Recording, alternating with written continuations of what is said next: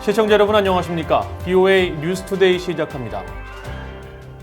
유엔의 인권보고관들이 북한의 전쟁 포로와 납북자들에 대한 인권 침해를 지적하면서 이들을 즉각 송환할 것을 촉구하는 서한을 지난 6월에 보냈습니다. 유엔은 이 서한과 함께 북한 내 납치나 강제 실종 사례가 없다고 부인하는 북한의 답변을 공개했습니다. 첫 소식 김영교 기자가 보도합니다. 다음 달 유엔 총회를 앞두고 유엔 내 인권보고관 4명이 한국전쟁 발발 70주년을 맞아 한국군 전쟁 포로와 강제 이주된 주민들의 송환을 북한에 촉구하는 서한을 공개했습니다. 유엔 인권 최고 대표 사무소가 웹사이트에 올린 서한은 지난 6월 23일자로 북한 정권에 보낸 것으로 루치아노 하잔 유엔 강제적 비자발적 실종 실무그룹 대표 보고관과 에그니스 켈러머드 유엔 초업적 약식 자의적 처형 특별보고관, 오프카타 토모야 현대적 노예제에 관한 특별보고관과 닐스 멜저 유엔 고문과 잔혹한 비인도적 굴욕적 대우와 처벌에 관한 특별보고관이 서명했습니다. 이들 유엔 인권보고관들은 이 서한에서 정전협정이 전쟁 포로와 강제 이주된 주민들의 송환을 명시하고 있지만 북한 정부는 송환을 지속적으로 거부하고 있다고 밝혔습니다. 또 한국전쟁 당시 북한에 끌려간 전쟁 포로와 납북자 중 5만 명이 송환되지 못한 것으로 추정하면서 전쟁 후 이들의 상당수가 귀환 의사를 밝힐 기회가 없었고 귀환 의사를 밝힌 이들은 처형당했다고 밝혔습니다. 또 광산에서 강제 노역을 하면서 사고나 질병으로 사망하거나 그들의 자녀들도 비슷한 처지에 놓이게 됐다고 설명했습니다. 유엔 인권 보고관들은 그러면서 한국전쟁 포로와 납북자를 포함한 모든 납북자들이 처한 상황에 대한 자세한 정보를 제공하고 그들이 친척들과 자유롭게 소통하며 최대한 신속하게 송환할 것을 북한 정부에 정중히 요청한다고 밝혔습니다. 유엔은 그동안 한국전쟁 당시 납북된 피해자 가족의 사연을 소개하는 영상을 공개하는 등 전시 납북 사건 진상규명에 집중해왔습니다. We've been working with different organizations in South Korea, including KWAFU, but also individuals like. 북한은 그러나 유엔 인권 보고관들이 제기한 문제들을 전면 부인했습니다. 북한은 6월 30일자 서한에서 납치와 강제 실종 혐의는 적대 세력의 인권을 구실로 북한 체제를 전복시키기 위해 조작한 상투적이고 야비한 정치 공작이라고 주장했습니다. 그러면서 고려할 가치도 없는 이런 혐의를 단호히 거부한다고 밝혔습니다. 유엔 인권 전문가들은 지난 5월에는 전시 납북자 34명에 대한 정보 공개를 요청하는 등 현장 방문과 협력을 지속적으로 요청하고 있습니다. 하지만 북한은 이를 거부하며 전쟁 포로와 일반 주민들의 납북 사실을 매번 부인하고 있습니다. BOA 뉴스 김현교입니다. 북한의 7월 중국과의 무역액이 약 24% 감소했지만 대표적 소비재 품목인 설탕 등 일부 품목의 수입은 오히려 증가한 것으로 나타났습니다. 최근 무산된 한국과 북한의 물물교환 품목으로 등장해 관심을 모으기도 했던 설탕은 북한 주민들의 필수 생활 품목이 된 것으로 보입니다. 함지하 기자가 취재했습니다. 북한이 7월 한 달 가장 많이 수입한 품목은 설탕이었습니다. 중국 해관총서가 25일 추가로 공개한 무역 자료에 따르면 북한은 흔히 백설탕으로 불리는 설탕 제품 총 17,916톤, 금액으로 754만 달러어치를 중국에서 사들였습니다. 이는 금액 기준으로 볼 때 북한의 7월 한 달 대중 수입품 648개 품목 가운데 가장 높은 것이며 전체 수입액 6,586만 달러의 약 11%에 해당합니다. 전달인 지난 6월 북한의 설탕 수입액이 595만 달러였던 점을 감안하면 7월에는 이보다 약 160만 달러, 30% 가까이 증가했습니다. 북한과 중국의 7월 수출입 규모가 전달에 비해 약 24% 감소했는데도 설탕 수입은 오히려 늘어난 점이 주목됩니다. 북한은 10년 전까지만 해도 연간 100만 달러대의 설탕을 중국으로부터 수입했지만 2018년과 2019년 각각 4천만 달러가 넘는 수입액을 기록하는 등 설탕 수입을 크게 늘리는 모습을 보이고 있습니다. 2009년보다 약 20배 이상 설탕 수입이 증가한 셈입니다. 올해는 신종 코로나 바이러스로 국경을 봉쇄한 이후 설탕 수입이 줄어드는 모습이 관측됐지만 6월부터 다시 늘어나는 양상입니다.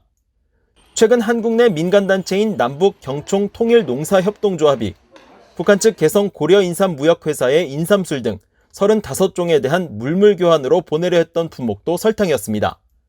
한국 측 단체는 설탕 167톤을 물물교환 형식으로 보내려고 계약했는데 북한의 개성 고려인삼무역회사가 북한 정권의 비자금을 관리하는 39호실 산하단체로 국제사회 대북 제재 대상인 것으로 드러나 해당 계획은 백지화되기도 했습니다.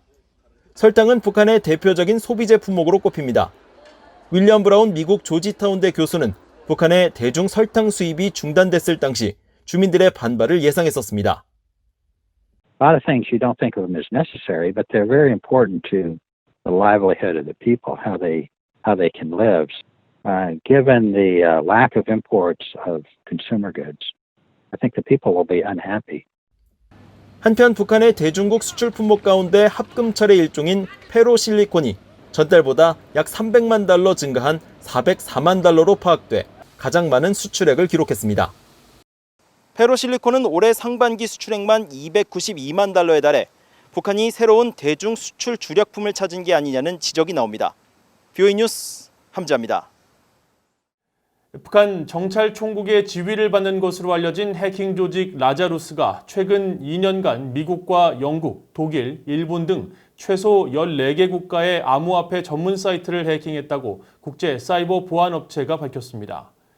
핀란드에 기반을 둔 국제 보안업체 FCQ는 25일 발표한 보고서를 통해 지난 2018년 1월부터 최근까지 북한의 해킹 조직 라자루스가 암호화폐만을 전문적으로 다루는 통합 서비스 사이트를 목표로 가짜 이메일을 발송하는 등의 수법으로 정보와 자금 탈취 해킹 활동을 벌여왔다고 지적했습니다. 보고서는 또 이들이 구직활동 전문 사회연결망 서비스 링크드인을 활용해 수신자의 이력에 맞춘 가짜 구직 제안을 담은 이메일을 발송하고 그 안에 악성 코드를 심는 방법을 사용해 해킹 공격을 펼쳤으며 미국과 중국, 영국, 캐나다, 독일, 러시아, 한국, 일본, 싱가포르 등 최소 14개 국가에서 라자루스 그룹이 과거 사용했던 해킹 도구와 동일한 악성 코드를 발견했다고 밝혔습니다. 보고서는 특히 라자루스가 암호화폐를 전문으로 다루는 통합 사이트를 대상으로 한 점에 주목해야 한다면서 과거 라자루스가 암호화폐 탈취를 위해 거래소를 집중 공격하던 공격 형태에서 벗어나 암호화폐 시장의 수직 계열 내 재무, 투자, 정보, 인사 등 다양한 대상을 노리고 있음을 시사한다고 지적했습니다.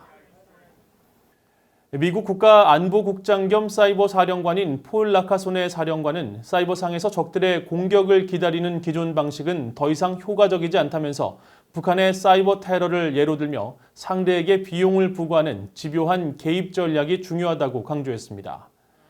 라카소네 사령관은 25일 미국의 외교안보 전문지인 포린 폴리시의 마이클 설메이어 사이버 사령관 직속 선임 고문과 함께 낸 공동 기고문에서 미국의 새로운 사이버 전략의 당위성을 강조하면서 이같이 밝혔습니다.